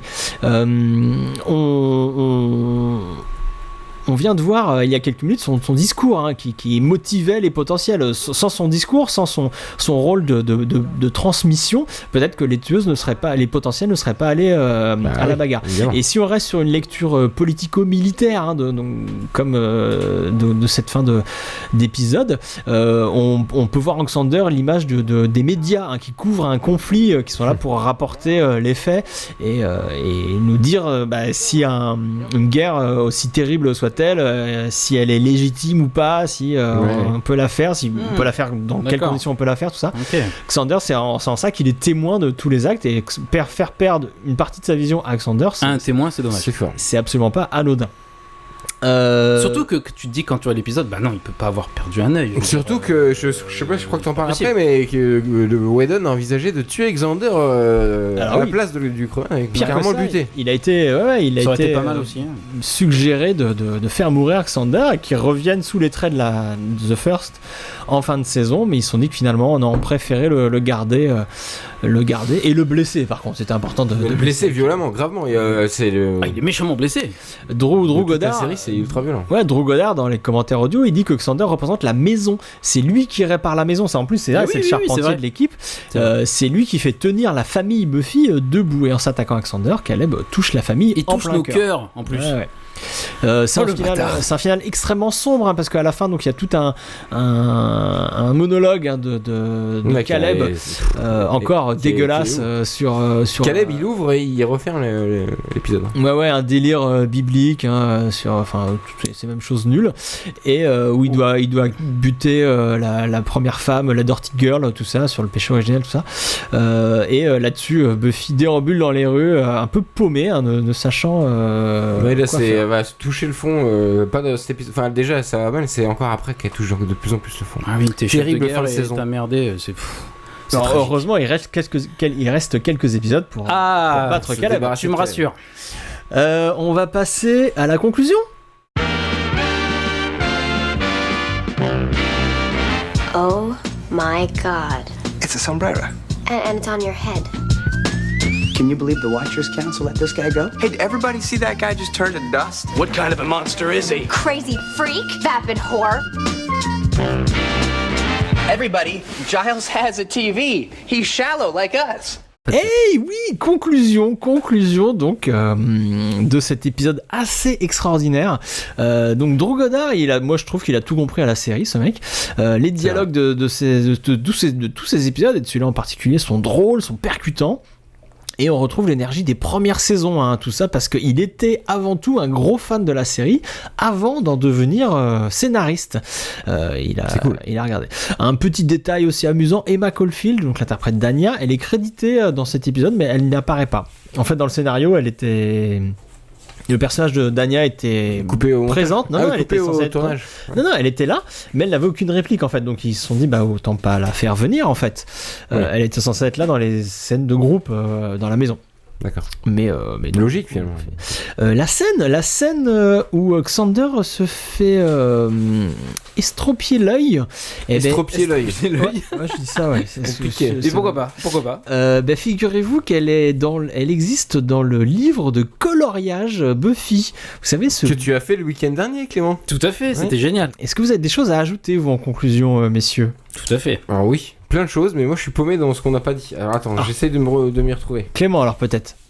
Oui, je vais peut-être un peu me répéter parce que je voulais vraiment appuyer sur le fait que Caleb représente un méchant de fou, parce que je sais pas, après tout le bestiaire qu'on a vu dans toutes les saisons, là on s'approche de la fin comme tu l'as dit, et le fait que le big boss soit un homme et qui plus est un prêtre, je trouve que ça donne une portée beaucoup plus dramatique et finalement beaucoup plus flippante, parce que c'est pas un dragon, c'est pas un vampire, c'est pas une momie, le boss final, c'est un homme, un prêtre.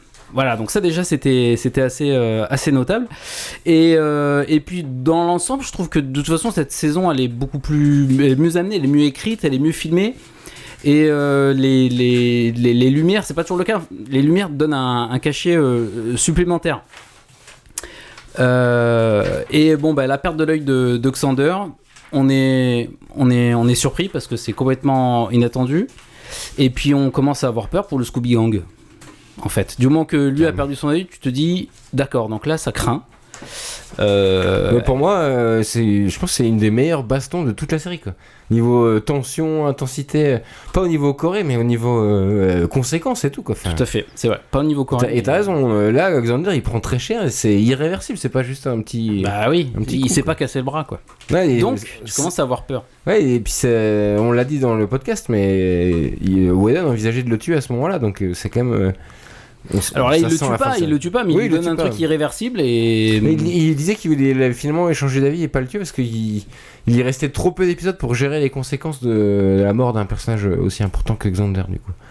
Il s'est dit autant le blesser gravement et puis du coup ça va le caractériser encore plus. On le verra dans les BD, on le verra dans les comics, tout à fait, mais aussi même dans les derniers épisodes de Buffy, parce que mine de rien c'est bientôt fini. Et puis ça plante les graines de la culpabilité que Buffy en tant que chef de guerre va devoir supporter, quoi. Elle est responsable non pas de la mort de Xander mais de son handicap, quoi. Et sur ce côté chef de guerre, il y avait dans la scène avec Wood, dans le bureau de Wood, il y avait un truc intéressant aussi que disait Drew Goddard dans les commentaires, c'est que en fait pendant cette saison 7 les États-Unis venaient d'entrer en guerre contre l'Irak. Tout à fait. Et justement avec Joss Whedon, il voulait parler de la guerre, de comment on se met en ordre de bataille, tous ces trucs sales qu'on doit faire pour lutter contre un ennemi horrible. Mais il voulait pas parler de cette guerre-là en particulier, il ne voulait pas réagir à l'actu. Et donc ils ont fait exprès de rajouter quelques subtilités dans le dialogue de Buffy où elle dit qu'elle fait la guerre malgré elle, qu'elle a été poussée à faire ça. Enfin, elle voulait parce que ils étaient obsédés par l'idée de ne pas vouloir ressembler à la politique américaine et à ce que faisait George W. Bush en fait. Et j'avais noté justement que j'ai pas dit pendant le truc, mais pendant l'enregistrement, mais justement au sujet de George Bush et de la guerre, il y a Yael, notre copine Yael, qui est venue plusieurs fois dans le podcast, qui a écrit sa thèse sur ça, tout à fait. Sur les guerres qui s'appelle la 7ème saison de Buffy contre les vampires et les guerres de George W. Bush, analogie, commentaires et critiques. Et c'est justement, ça parle de tout ça et elle l'évoque, vous pouvez le voir sur YouTube justement, salut YouTube qui strike nos lives d'ailleurs au passage. Un gros bisou. Souviens-toi Clément, on y était la conférence de Yael, Carole et Sandra Logier au Forum des Images sur Buffy. Tout à fait. Il y a tout un passage justement sur cette saison 7 et sur cette analogie avec la guerre en Irak qui est passionnant. Qui est notable. Ça c'est ce que j'avais pas dit pendant le podcast.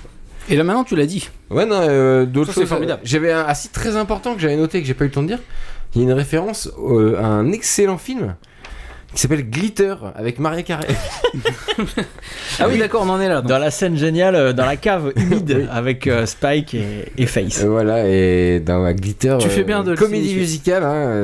Ton film préféré. Excellent. Voilà. Et pour la petite anecdote, Mariah Carey a gagné le Razzie Awards de la pire actrice pour ce film. Oui, j'ai vu ça. Merci Riley. Ça me semblait important de parler. Il fallait dire. Et si le Nuit du Chasseur, t'as pas dit le réalisateur, je crois. Parce que je l'ai. Charles Laughton. Charles Laughton, évidemment, le grand Charles Laughton. Juste la Nuit des Chasseurs, il y a un truc qui à voir, grand film à voir. Très très malaisant, mais à voir. Il y a un côté, c'est pas un film fantastique, mais il y a la façon dont c'est filmé, dont c'est éclairé. On peut se dire que le méchant Robert Mitchum, il a un côté fantastique un peu à la Caleb. Oui, parce qu'il y a aussi toute une partie du film qui se passe du point de vue des enfants. Et donc comme un grand méchant. Ce taré, il passe pour un grand méchant et comme tu dis surhumain parce qu'il est du point de vue des enfants qui le prennent pour quelque chose d'imbattable. C'est très flippant. Pour finir avec cette histoire de guerre, je voulais aussi rapprocher donc Dirty Girls d'un film The Dirty Dozen qu'on connaît ici sous le nom des 12 salopards.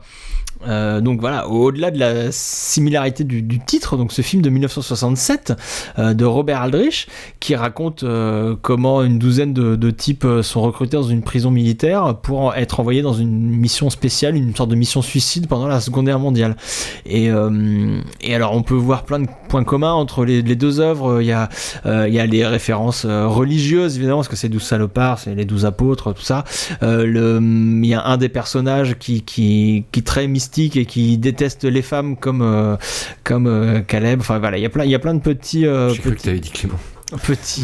Petit clin d'œil, mais surtout il y a une phrase qui m'a fait, parce que j'ai revu le film du coup pour préparer le podcast, et il y a une phrase qui est très intéressante qui est dit par comment il s'appelle, c'est Lee Marvin, c'est le major qui recrute tous ces taulards pour en faire un bataillon d'élite, et après que ces gars aient été examinés par le Toubib, et le Toubib il dit c'est n'importe quoi, il y a des tarés, des psychopathes, des crétins, c'est n'importe quoi ces 12 mecs, et Lee Marvin donc il répond: c'est parfait, c'est avec ces gens-là qu'on gagne des guerres.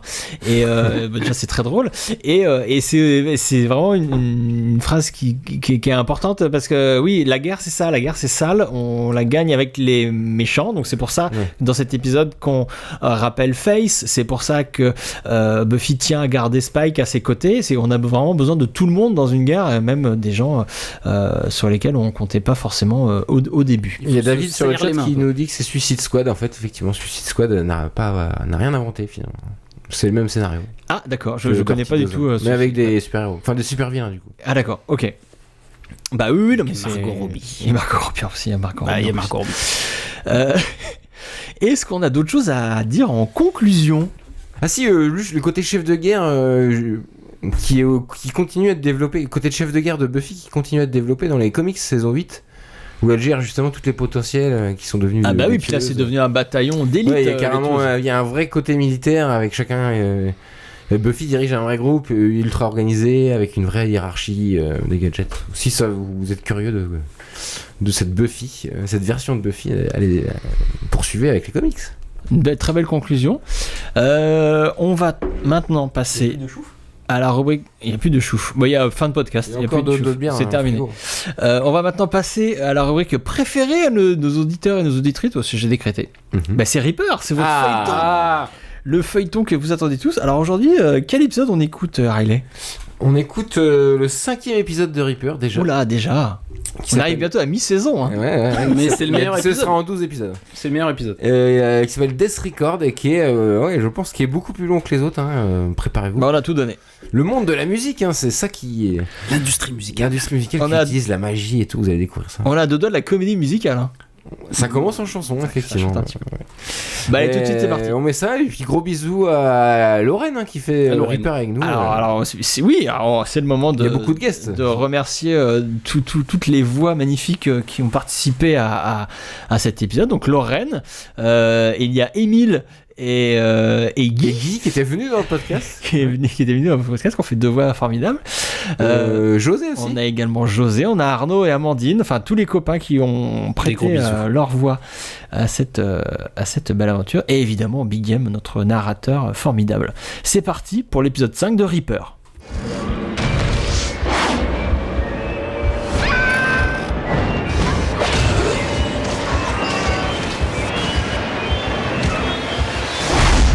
Reaper. Épisode 5. Death Records.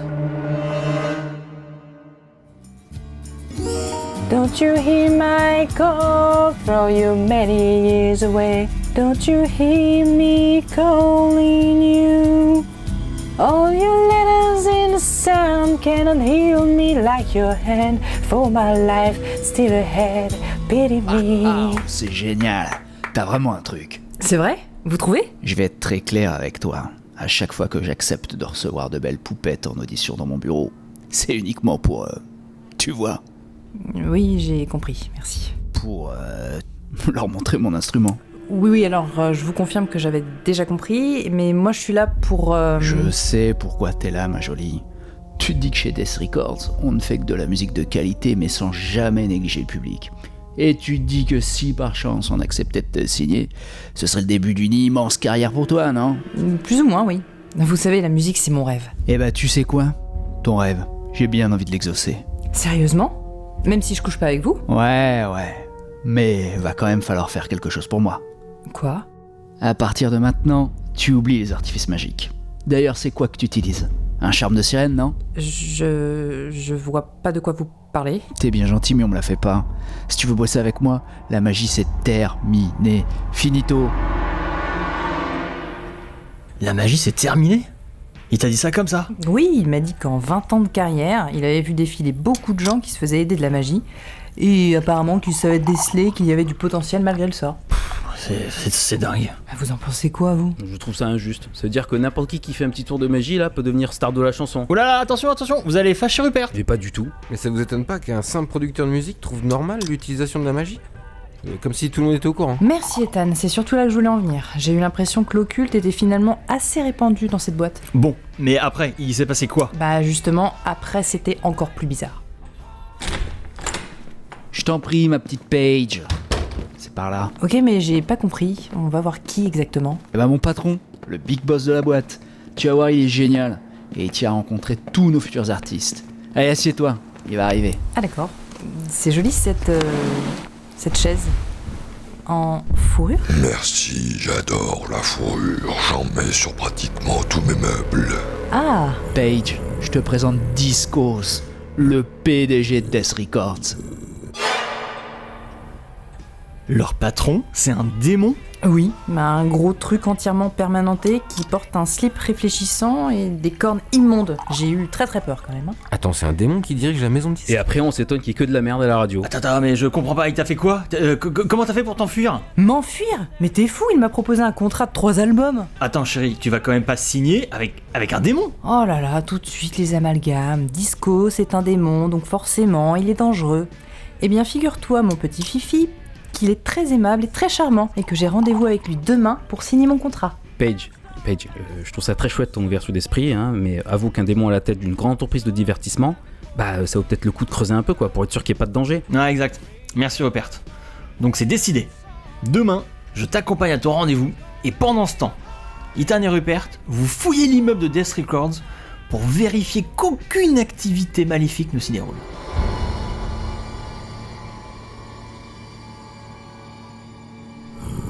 Monsieur Discos, Mademoiselle Dridri et son agent viennent d'arriver. Comment ça, son agent ?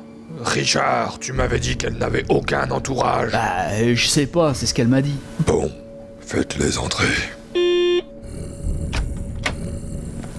Ah, ma chère Paige, c'est un plaisir de te revoir. Richard, monsieur Discos, c'est un plaisir partagé. Bonjour messieurs, je suis Philippe Newman, l'agent de Paige. Nous avons énormément de choses à voir ensemble. Ravi de vous rencontrer. Et ça fait longtemps que vous vous occupez de Paige ? Oh, vous savez maintenant, n'importe quel artiste qui débute doit avoir un agent. Elles veulent toutes être la nouvelle Janis Joplin. Et sans un bon agent, impossible de sortir du lot. Tout le monde veut faire du rock. Ça tombe bien, car nous avons d'autres projets pour Paige. Ah bon ? Et c'est quoi ces projets ? N'as-tu jamais pensé que tu pourrais être une star du disco ?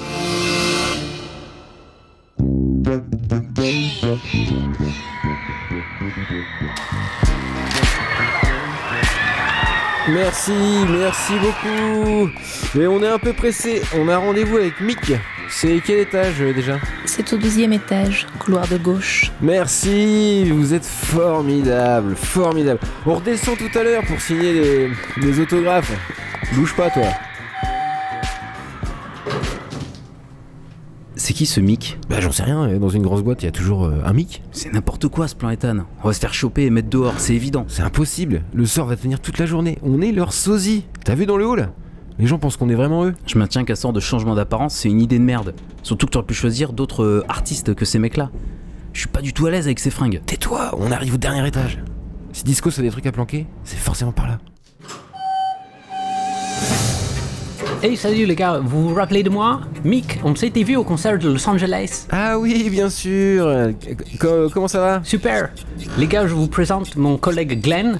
Glenn, je te présente l'Indien et le motard de Village People. Ah, enchanté. Mais qu'est-ce que vous faites là ? Je croyais que vous étiez en tournée. Non, mais on l'a décalé pour une histoire de... Enfin, un truc compliqué. On vient voir justement. Steven, c'est Steven qu'on va voir, rappelle-toi. Ah oui, Steven. Son bureau est à droite au fond du couloir, juste après la pièce secrète de Discos. Vous savez, celle où faut pas aller. Vous êtes bien au courant de ça? Oui, évidemment. Salut les gars, à plus. Ouais, et continuez comme ça, j'adore YMCA. Là, c'était vraiment à deux doigts. Oh, le trouillard. Allez, allons plutôt fouiller cette fameuse pièce secrète. Voilà, écoutez, on comprend très bien que le disco est très à la mode et beaucoup de monde se ravit pour cette proposition, mais on va devoir décliner. Oui, vraiment désolé monsieur Discos, mais c'est le rock qui m'anime. Jamais j'arriverai à chanter du disco, et encore moins porter les fringues qui vont avec. C'est votre dernier mot? Oui. Vous êtes sûr? Oui. Eh, mais lâche-moi toi! Richard, qu'est-ce que vous faites? Il s'occupe de ton agent pendant que je m'occupe de toi. Mais lâchez-moi! Mais arrêtez, mais qu'est-ce que vous faites? Je te rassure, tout va être très rapide. Je vais juste aspirer ta voix pour en faire le prochain tube de Gloria Gaynor. Que tu le veuilles ou non, jeune Paige, tu feras du disco. Hé, face de gland, relâche-la immédiatement. Quoi? Richard, que font l'Indien et le motard des Village People ici? Ils étaient pas censés être en tournée? Je sais pas, Et on n'est pas venu seul. Non, pas lui. Pourquoi il n'est plus dans sa cage? Non, je meurs. Oh, regardez Discos, il est en train de fondre. Oh, merci les gars. Et c'est qui votre pote là? Salut, je m'appelle Bono. Les Village People viennent de me libérer. Discos m'avait volé ma guitare et enfermé dans une cage parce qu'il disait que ma voix n'était pas très vendeuse apparemment. Chaque mois, il m'aspirait ma musicalité pour en faire des tubes disco. Sans l'Indien et le motard, j'étais bon pour y passer le reste de ma vie. Mais vous vous rendez compte qu'en tuant Discos, vous avez aussi tué sa musique? Le disco est mort! Mort! Ouais, et on espère bien ne plus jamais le revoir. Rupert, tu portes très bien le pagne et les plumes sur la tête. Le disco est-il bien mort? Ne va-t-il pas faire un revival dans les années 80 puis dans les années 2000? Rupert doit-il continuer de porter le pagne et les plumes sur la tête pour émoustiller la jante féminine? Vous le saurez en écoutant le prochain épisode de Ripper.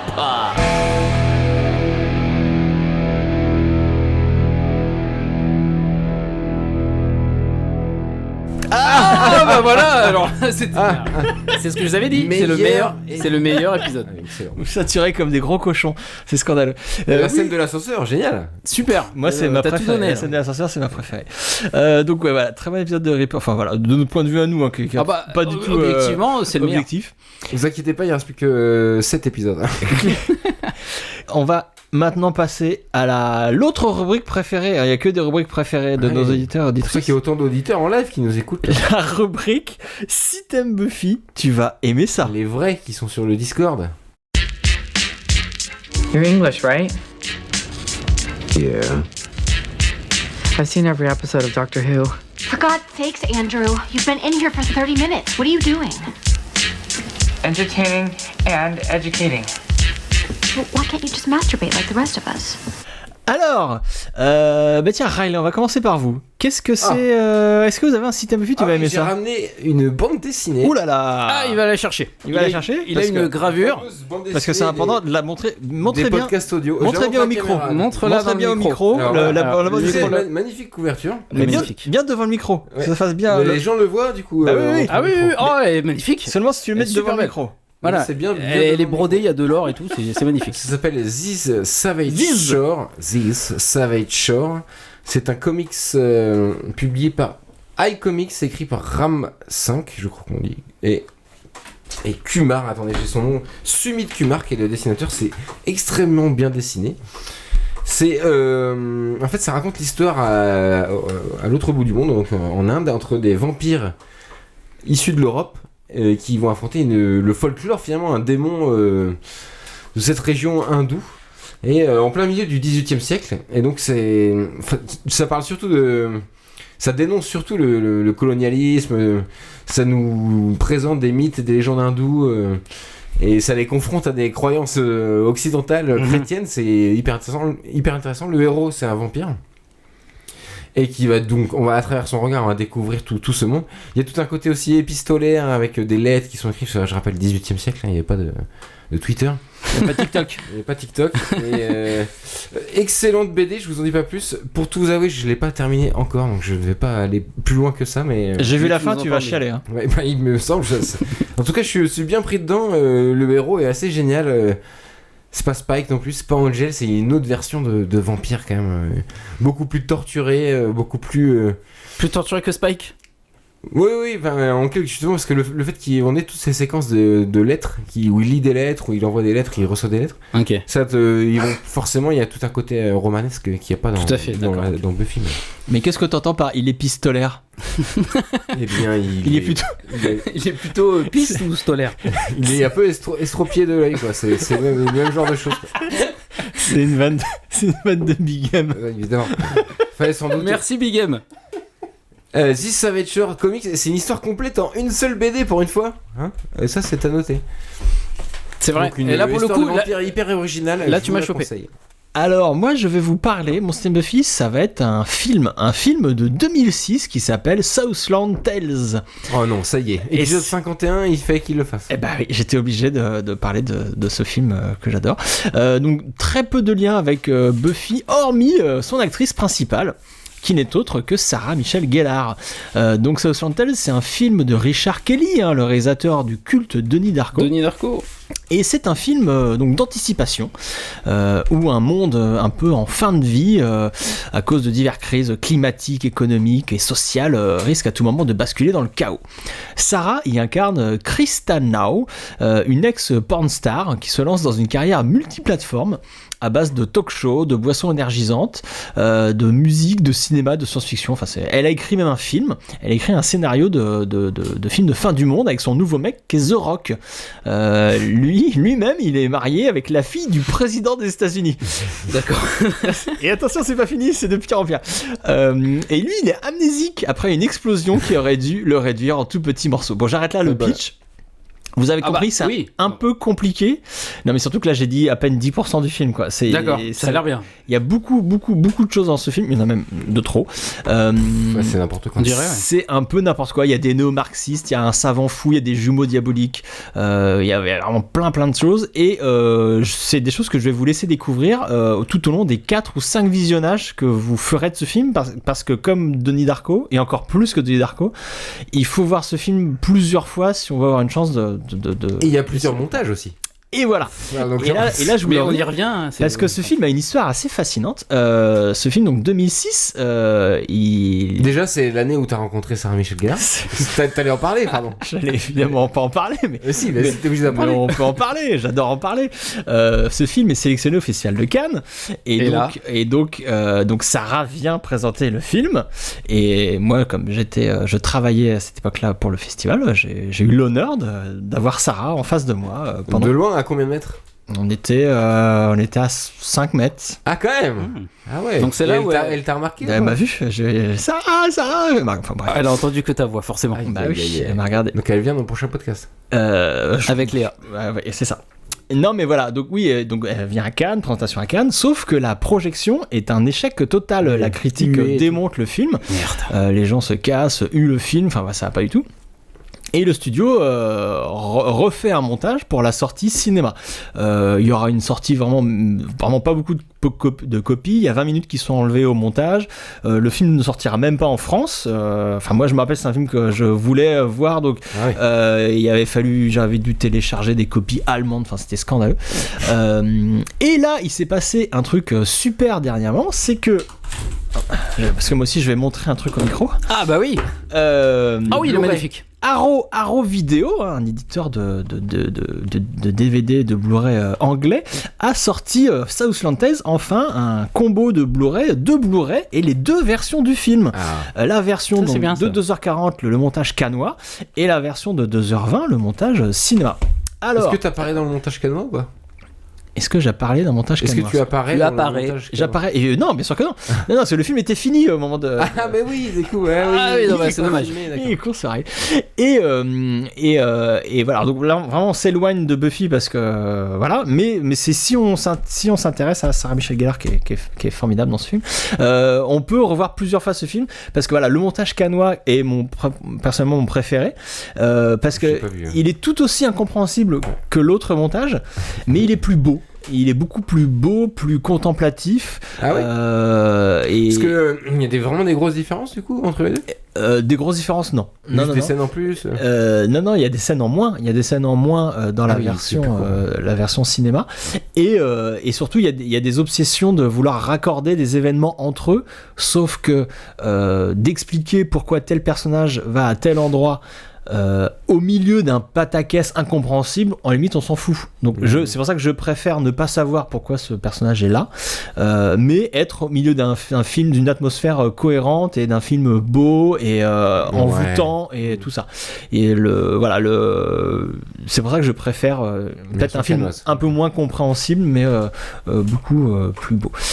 C'est tout ce que je voulais dire, je crois. C'est curieux parce que Richard Kelly était plus justement sur Donnie Darko, le scénario est hyper important. Ouais, mais là, cohérent et tout, alors que là, non, mais là, important. je pense que c'est raté surtout parce que c'est raté, tu penses? Ouais. Bah, il a voulu mettre beaucoup trop de choses dans ce film. Il y avait personne lui a dit c'est trop. Richard, mais non, parce que Donnie Darko a été un tel. Comme à mon avis, il a fait ce qu'il voulait. Donc. Ouais, d'après ce que j'ai vu sur cette info, c'est que le gars s'est plus senti pissé quoi, et que du coup, il s'est lâché complètement. Et je trouve qu'il a fait il a fait The Box aussi, un troisième film. Ouais, avec Cameron Diaz qui est pas dingue non plus, mais qui est intéressant. Non, mais il fait mais depuis il fait plus rien. Bah non, parce qu'il peut plus il peut plus monter de film quoi. Il est tricard quoi. Je crois qu'ils vendent des clopes à Belleville. Oh non. Bref, tout ça pour dire que ça reste une expérience assez magique, ce film que j'aime beaucoup. La BO est extraordinaire, comme j'ai dit, Sarah Michelle Gellar est formidable. Clément, c'est à vous. Alors oui, mais Clément fait service. Non mais voilà, je suis là. Il fait beaucoup de choses en même temps. Mais donc tu fais bien. Est-ce que tu vas pouvoir nous raconter ton petit système Buffy? Tout à fait. J'en ai deux. Allez, fais-toi plaisir. Le premier, il y a des chances que j'arrive comme d'habitude un petit peu à la bourre, mais j'aurais voulu parler de Umbrella Academy que j'avais bêtement rangé dans la catégorie des séries genre super-héros pour ados. Et en fait non. Enfin oui et non. C'est-à-dire que en fait le thème est plutôt la famille et donc ça part de la famille et de l'excellence et du poids de celle-ci quand tu es issu de ce genre de catégorie sociale quoi, où tu excelles dans tout et que du coup tu dois assumer cette perfection. De plus, la direction artistique est plutôt magnifique. Je trouve les plans très très beaux. C'est très travaillé. Il y a un petit côté frère Cohen. Je sais pas pourquoi j'ai dit ça parce qu'en fait pas du tout. Mais en tout cas c'est une belle série. Ça dépend du montage. Non mais je sais pas pourquoi j'ai dit ça. Enfin bon, bref, tant pis. Par bien des aspects, ça m'a fait penser c'est surtout ça je pense qui est intéressant à The Hunting of Hill House dont j'avais parlé déjà dans ce podcast.